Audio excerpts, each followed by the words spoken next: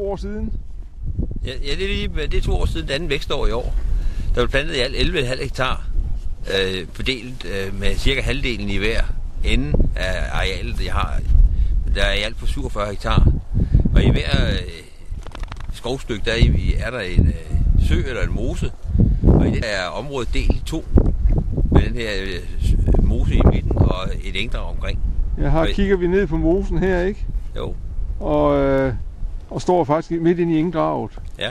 Som er på 3/4 hektar. Ja, det er det. Og jeg havde så heste gående her i sommer. Og så glæder jeg mig selvfølgelig til, at skoven vokser rigtig op, så der er læ og rigtig lækkert område for hestene. Ja, jamen altså om bare, kan vi sige, her 3. vækstsæson næste sommer, så skal du se, så bliver træerne over mands høje, og så virker det som rigtig skov. Ja, det glæder jeg mig meget til.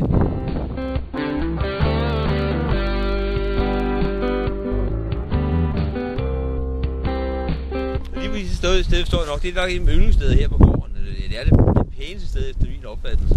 Ja. Nu er hvis det var rigtig godt, så får stuehuset ligge her med udsigt derudover. Det kan jeg selvfølgelig ikke få lov til. Men så har jeg planer om at lægge en lille hytte, eventuelt en grillhytte heroppe, og så kan sidde og kigge ud over arealet og kigge ud over den nye skov, og så se hesten også, når de går sommer nede på engdraget. Ja, jeg skiller de 2 stykker. Ja, jamen sådan en grillhytte eller bålhytte, det kan være et fantastisk opholdssted. Ja.